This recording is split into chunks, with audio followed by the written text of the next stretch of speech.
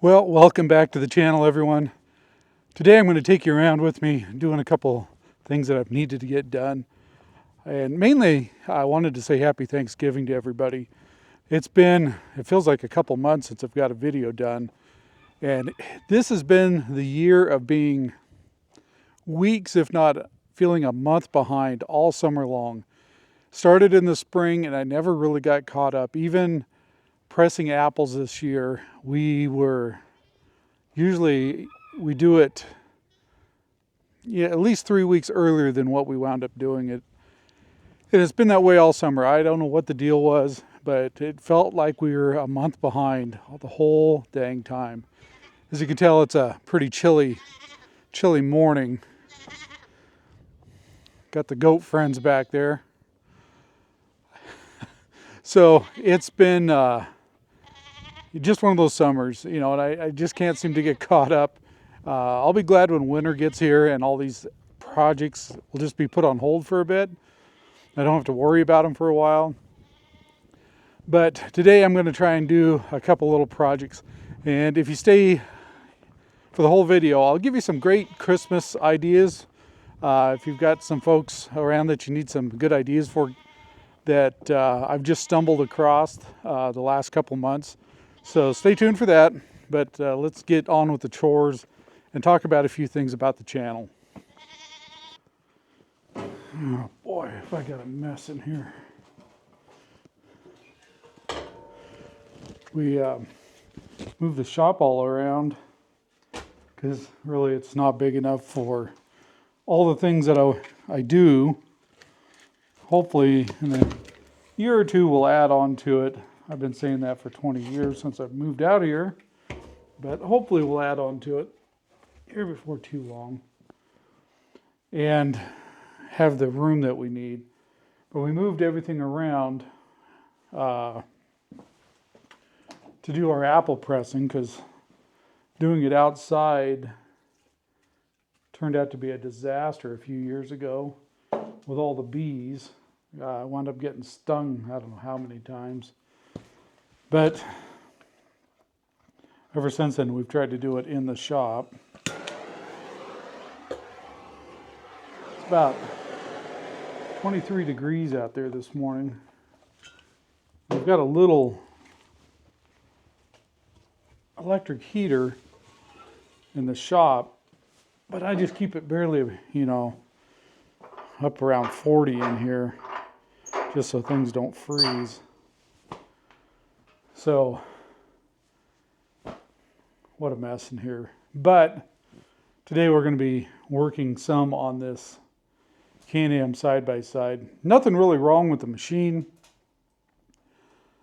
There's no, it's not like broke down to speak of, but here's the story behind this thing. This year, we seem to go through this every few years.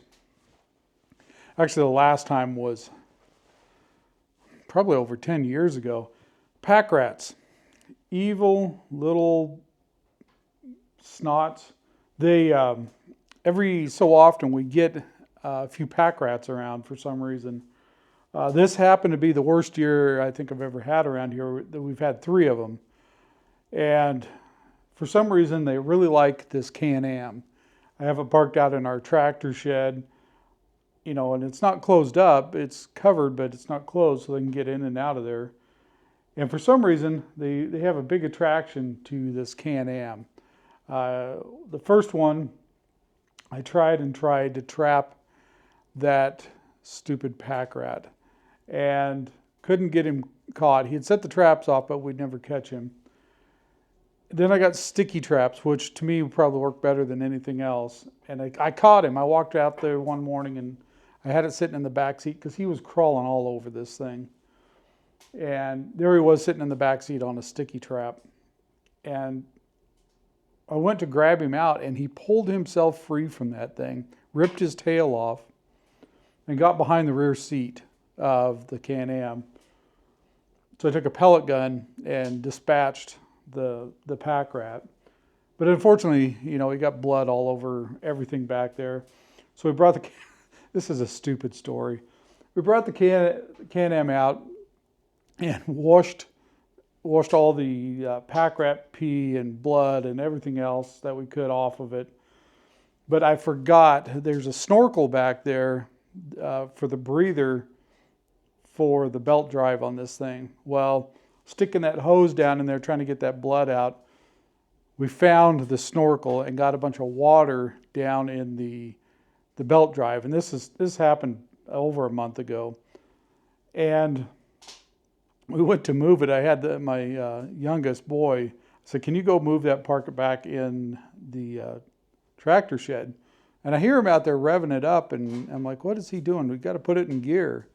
Well, it got water down in there, and the belt was slipping, so it would just barely move. So we crippled it back over to the shed. And I brought it in here. I haven't had time to work on it. I brought it in here about a week ago when it started really getting cold. So I didn't want that water freezing up down in there and causing problems. Well, when I drove it in here, it seems like there's some drains on this. I remember looking in there once, and it seems like there's some little duckbill drains down in there. But when I drove it up here, it worked just fine. So maybe we don't have to take the cover off. I'm not sure. I'll probably pop it off anyway just to make sure that there's no water left in that belt or that belt housing. Anyway, so that was packrat number one. And then after I got that one killed, like 2 weeks later, this might have been 2 months ago. Time has compressed so much this summer. Like a week or two later, here's another packrat messing around with the Can-Am and in the hay shed. Well, I'd stuck some rat poison out, and I think the rat poison got him. So we found him dead, thankfully. And then last week, I was walking past our dryer. We've got a little pantry area back in there, and the washer and dryer's back in there too. And I heard a noise behind the dryer. I'm like, what in the world is that noise? And I was like, oh man, that screen probably came loose again out there where the dryer vents outside. I bet you there's a little mouse up in there. So I go out there and look up in the dryer vent. Sure enough, the stupid vent thing that had been on there had fell off. And so I get a shop vac and run it. It goes underneath the house for about 10, 12 feet, and then it comes up where the dryer is. So I ran a long shop vac hose up in there and I felt some stuff come out, and I'm like, well, something got up in there. And packrat was the last thing on my mind. Well, I thought, well, in case it got up in the tube that goes to the dryer itself, I'll pull the dryer out and make sure there's no debris up in there, which there wasn't. But while I had it pulled out, I pulled the dryer out and looked in there, and here's a packrat staring right back at me. He was in the dryer. That didn't impress me a whole lot. And I couldn't shoot him in there because there's a sensor in the back. If you look up the dryer tube, in the very back, there's a sensor sitting back there that tells the dryer the moisture content coming out and lets it know when the clothes are dry. I was afraid to shoot my pellet gun up in there and hit that stupid sensor. So I went through I wish I would have filmed it. I went through quite the gyrations trying to get that packrat out of there. I stuck the shop vac hose up in there and jammed a bunch of paper towels around it so he couldn't come out easily. And then I took wire from the other side. I took the other part of the dryer apart and ran this wire through there, and it was poking around trying to scare him out of there. Close enough that he would get to the shop vac and get sucked into at least the end of the hose, and I could do something with him at that point. Well, I did scare him out, and he managed the shop vac changed noise. I heard it changed pitch, and you could tell it was almost had him. Well, he got loose and somehow pushed his way. There wasn't a lot of room between that shop vac hose and the wall of that tube coming out, but he managed to get out of there and got past my barrier of paper towels, shoved his way through and disappeared, unfortunately. Well, I was like, where is this guy living? He didn't build a nest up in that tube, but he'd been going in and out of it. Probably sits there and gets worms when we dry clothes. Well, I took a couple of the boards off the deck, and usually packrat stinks so bad you can smell them a mile away. And we had a couple times caught a whiff of something. We weren't sure if it was a packrat or a skunk that had walked by. Well, I took those boards off, and we had enough material that I dug out of there, probably to fill 3 tractor buckets. He'd evidently been living underneath there for quite a while. When I saw that, I hate to admit it, I went and got a short-barreled 12-gauge and fired down in there several times, trying to get him, which I don't think I did. But anyway, got all that dug out of there, hauled out. Again, this is a stupid story. But I can't find the packrat. You know, he's around somewhere because I didn't catch him unless he's been eating rat poison and died somewhere, which would be a good thing. I haven't found him. I'm hoping he didn't come live back in this thing. And I brought him in the shop and he's in here somewhere. I don't see any packrat poop in here. This thing's been in here a few days. I don't see any packrat poop around, so that's a good sign. But our goal today, after all that long story, is to take the side panels off because this engine on this thing is in the middle. It's in between the seats. So we need to take the panels off, we need to take the seats out and dig all the stuff the packrat has probably packed in. One of the 3 packrats has, I know, packed stuff around that engine in there. So we need to dig that out. I haven't ridden this thing in a little while, and I've been kind of afraid to because I know that packrat was up in there. So we're going to dig that out and make sure it didn't do any damage to the wiring or anything. So that's task number 1 for today. And it's a good day to do it. It's cold outside. Get this done. But first I got to kind of straighten up in here. But that's the big number 1 task today, is to take care of this Can-Am. Yeah, so that's what we're doing. Well, that's a good sign. I don't hear any thumping going on in here. I don't know why, but packrats, when they get feeling scared or anything, they thump. And before you'd mess around with this thing and you'd hear him thumping, he'd just sit in there and thump constantly. So that's a good sign. I haven't heard any of that.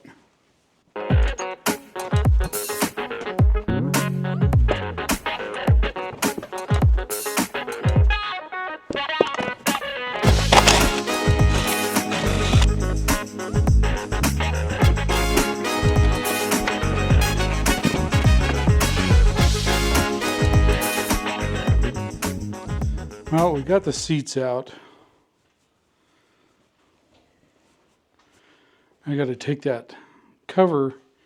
The thing was a pain to put on, but it does quiet the machine down. And in the summer, it keeps some of the heat out of the machine too. So it's nice to have it on there, but when you need to do something like this, it's just kind of a pain to have that cover on there. But you can see some of the remains of some blood there. I thought we had that all washed out, but it was behind the seat, so you really couldn't see, because he was stuck up here behind the seat after he'd ripped his tail off from the that sticky trap. He got crawled up here behind the seat, and I just stuck a pellet gun in from the side and got him. So we'll finish cleaning that blood out of there. If I remember right, this is the snorkel that goes down into the belt cover. And I think that's how we got water down in there. So, okay.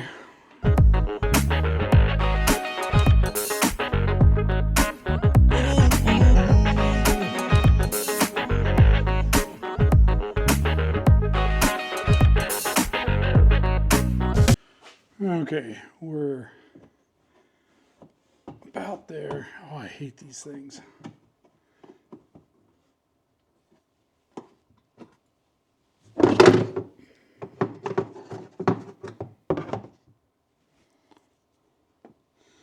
See what we find in here. I'll take you guys along for the ride to see what we see in here.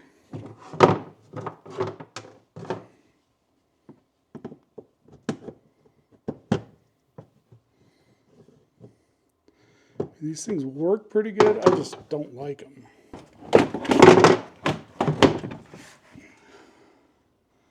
Wow. I was expecting that to be completely full of stuff. It's really not. What the heck? Why were they trying to live in there? I figured that center part would just be filled with junk. A little bit. No, wait, I spoke too soon. Yep, here we go. Under the seat area. Okay, well, at least he didn't have it completely filled up, I guess. Okay, I got the back cover off. I'm going to pull off that belt cover. I want to make sure there's no water in there. But if you look up here on top of the engine, my good old packrat friend, he took my rat poison and put it right on top of the engine back there. So we'll have to dig all that out of there too.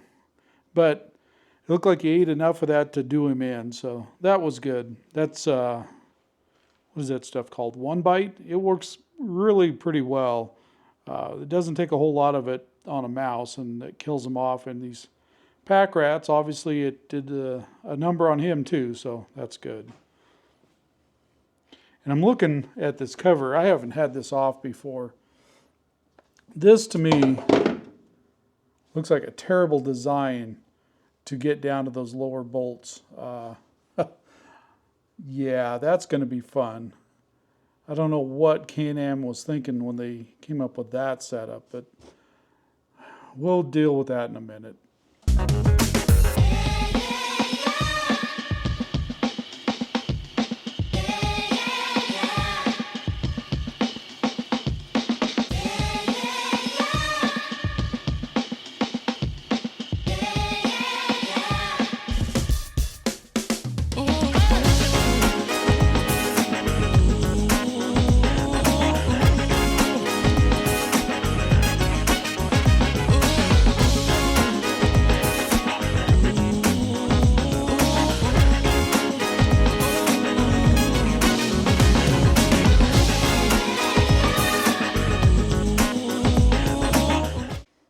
Okay, we got that cover off. That wasn't the easiest thing to get those bottom bolts out of there, but we got it done. I dropped the skid plate off the bottom, which that's okay. I needed to change the oil anyway. You can change the oil on this without taking the skid plate off, but I found it makes a big mess because the oil drizzles on there and gets all over the bottom of the skid plate and up on top of it. I find it easier just to drop the skid plate off. It only takes about 2 minutes to drop it off, if that, so not a big deal. There was no water in there. I think whatever water we had in there had evaporated, so that wasn't a problem. I was going to maybe think about changing that belt. That's the first time I've had that belt cover off. But it actually looks in pretty good shape, which surprises me. This machine has 3,000 some miles on it. So I may just roll the dice and go with it. I don't even see hardly any wear on that belt. So I did find one spot that was a little burnished on it where I don't know what happened there, but other than that, it looks pretty dang good. So I did just notice that there's some more rat poison. I have found 1, 2, 3, 4. There's another one running around somewhere. So that makes 5, and that's 6 stuck back in there. Pieces of rat poison from that stinking pack rat. So I don't know if there's any more. I may have to pop the other covers off. Okay, that's going to be about it for this project today, at least for the video. I'm just going to change the oil and put it back together, finish cleaning it up, put it back together. Boring stuff, as if this part wasn't boring enough as it is. But I wanted to talk a little bit about the channel, and then we'll go into my gift ideas for some of you, or if you just want to buy it for yourself. But we had months ago, I started a membership thing for the channel, and I had great intentions of creating members only videos and creating more content, and it just didn't happen. This summer has been so out of sync. All summer we've been off schedule, at least it felt like it to me, from probably about the time I had my kidney stone removed. From that point forward, my summer was just completely off. We had a lot of horse stuff with the kids, and I'll get into that in just a minute, but I really apologize. I just haven't had time to do what I intended to do, and how intentions are. But we just haven't had time to create those videos like I had originally planned. So my apologies. And going forward, I don't know if I'm going to have time to create a lot of members only videos. If we want to keep that going, I may create some behind the scenes things, like things that don't make the regular videos, or how I edit the videos, or whatever. May throw some of that in there as a members only thing. And if you want to keep being a member, that's really cool. It helps support the channel. Like, I'm using a new little camera right now. It's a DJI Pocket 3, and this is the first time I've actually used it to make a video. But what we make off of YouTube ad revenue and the membership thing, it goes to buy things like that little camera, buys us gas to go out and explore old mines and look around. So if you want to keep doing that, that's great, but I can't promise that I'm going to be able to make a lot of members only videos for that membership program. So I just wanted to lay that out there. The other thing was, at the bottom of the screen, if you're looking at a computer, there's I think it says thanks down on the bottom. And if you watch the video and you're like, wow, that was really neat, I really like that, you want to give us a little tip, you can call it a tip jar if you want. You just click on that and you can give a donation from $1 to whatever you want. When I first put it up, right after I put it up, we posted a video about the Monumental Mine. And somebody gave us I think it was a $26 donation. I don't remember the name off the top of my head. I'll probably post it here in the video. Thank you very much. That, things like that really help us. It encourages us quite a bit when we see somebody really likes the content, and just thanks a lot for giving it, donating that money like that. That's really awesome. And like I said, it just goes to buy camera gear and pay for gas for little adventures and whatnot. So we really do appreciate it. I'll touch on the horse thing real quick. This summer, like I said, we've been off, or at least I have. I've been off kilter all summer as far as schedule. It feels like I'm always playing catch up. But mixed into that, we had a lot of horse events this year. The kids are really enjoying, they did horse 4-H, and they've been doing parades for one of the local rodeos. So they go do flags during the parade. So we've been hauling them around doing that stuff. They're having a load of fun. I'm a little spooky of horses just because I have a very healthy respect for what a horse can do to you. And you're sitting quite a bit off the ground when you're riding a horse. You're up about 5 feet off the ground on most horses. And then your head's, another 3 or 4 feet above that. So that's a lot of distance to come down and land on your head. I've known several people killed on horses from landing on their heads. And so, horses, I don't want to say I'm scared of them. I just have a very healthy respect for the capabilities that they could do, or, bucking you off or whatever. So even though it's not my favorite thing for the kids to be doing, it's a heck of a lot better than having them sit around and watch TikTok or whatever, reels, whatever it is. I would much rather see them go out and mess around with horses with the possibility of getting hurt, or sitting there and screwing their minds up for the rest of their life watching TikTok or whatever. So as much as I'm spooky about them, I'm gung-ho, go ride horses. So that eats up a lot of our time in the summer, is horse events. And I don't want to turn it into a horse channel. I could get tons of footage of him going and doing this stuff. And I may throw a little bit of that in here once in a while, but we may start another little channel for the kids and their horse adventures, and that could be their channel. So we may do that this coming year. I think they would be pretty enthused about it. Anyway, that's about it for the channel update. I was supposed to go up and meet a guy at a mine today that he bought last year, I think he said.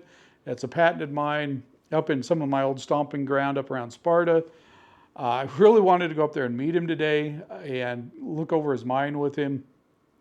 Fortunately, my daughter got sick, so she's had to stay home from school, so she's in hanging on the couch. So, I didn't get a chance to run up and visit the mine with him today. So sorry, Brett, we didn't get up to see your mine today. I really did want to go up there and look that over with you. That I haven't been up there in quite a while, and on that side of the road, and looked at those old mines up in there. It's been quite a while. So I want to give another shout out. We had to go to Portland. I've been sick this last week, so I'm trying to figure out days. Boy, I got some flu bug last week. Boy, I hadn't been that sick in, 20 years or more. Man, that thing just knocked me flat for 3 days. Anyway, I think it was last Friday and Saturday. We had to run down to Portland real quick. My wife had a meeting. And so while she was in her meeting, and it was right in the middle of downtown Portland, so there's not great places to park. And I think it was on Saturday. I dropped her off and I ran out to Tigard, to Ham Radio Outlet, and perused around there a little bit, and went over to Harbor Freight and looked around a little bit. And then I needed something at a local, it's a Pacific Northwest store called Buy Mart, and I seen it was right down the street. So I'm going to pop in there and get whatever it was I thought I needed. And I pulled into the parking lot, and this truck pulls up in the next aisle over, and I'm just starting to walk in, and this guy says, "Hey." I'm like, great. I'm terrible about big city traffic. And I'm like, great. Who did I cut off, and why is he mad at me? I'm like, geez. So I, reluctantly, like, hey, I'm expecting to get chewed out from this guy because I probably cut him off or did something you're not supposed to do. And with city traffic, I'm always getting honked at. I'm used to just staring at cows out the window. And it was a guy who evidently seen me down at either Harbor Freight or Ham Radio Outlet or something. He says, "Hey, you're the Ham Homestead guy." I'm like, "Yeah, really?" Over here on the west side of the state, I would have, 300 miles away from us, I would have never guessed somebody would have recognized me over there. He says, "I thought that was you, and you were walking around down the street here, and I followed you down here and just wanted to say hi." His name was Troy. I didn't catch his last name. Troy, big shout out for you. Even, I don't know how in the world you picked me out of a bunch of people like that on that side of the state. There's so many more people over there that picking, some weird YouTube guy out, that kind of shocked me. It really did. I was fully expecting you to just really chew on me for something I'd done. So great to meet you, Troy. And with that, let's go out and look at my Christmas gift ideas. If you have an orchard or a lot of bushes, coming out here and cutting all this stuff with shears is just, boy, it just really wears you out. It's time consuming. This thing, I can't believe how well this thing works.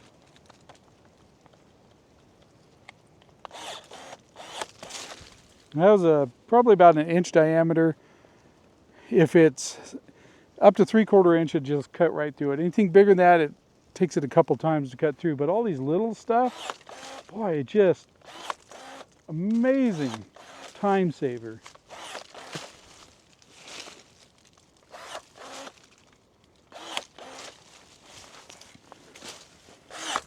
I don't know how long they've had these things. This fall is the first time I'd seen one, and I talked my wife into letting me buy it, and I just can't believe how well it works. And the battery lasts forever. This little 5-amp-hour battery, boy, you could probably trim 50 trees with this thing, and it would still be going.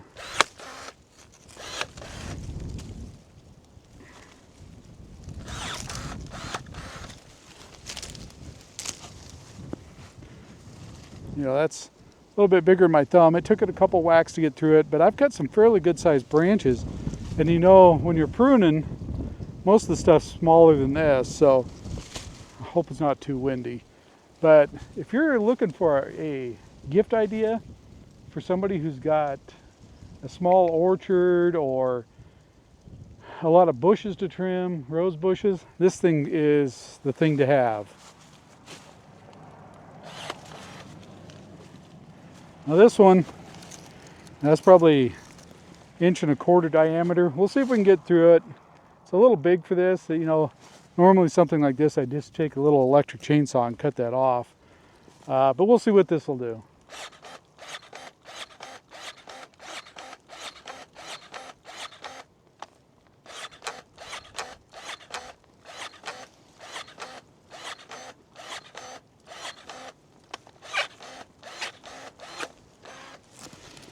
Yeah, I mean, it's not really made for that, but it will cut that kind of stuff off if you really need to.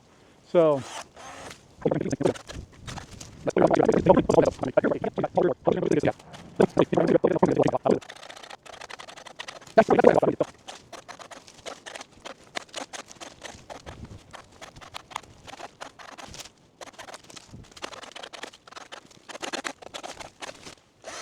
it's not a super great job on that tree. Just a quick show. You know, normally that would take me quite a while with hand loppers, and this thing just makes it so easy. Like I said, the battery lasts forever on this thing. I can't believe how long the battery lasts when I'm out here doing this. But if you're looking for an idea for your orchard person or a lot of bushes, this thing, I'll leave a link in the description below. I'm not even sure what model this thing is. This one cost about 120 bucks. A DC PR 320. Oh, and by the way, we had the best orchard year ever. We had so many apples. I don't even remember how many gallons of cider we pressed. And I probably could have pressed twice that many. I just ran out of time. We left a lot on the trees, unfortunately, but it was a heck of an apple year.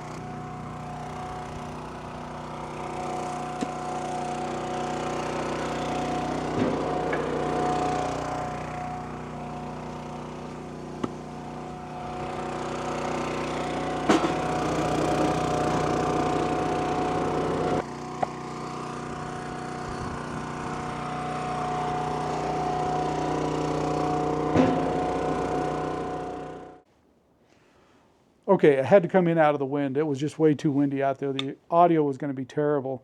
So this thing's called a picaroon. This particular one's made by Garrett Wade. I don't know anything about the company other than that's where I bought it from.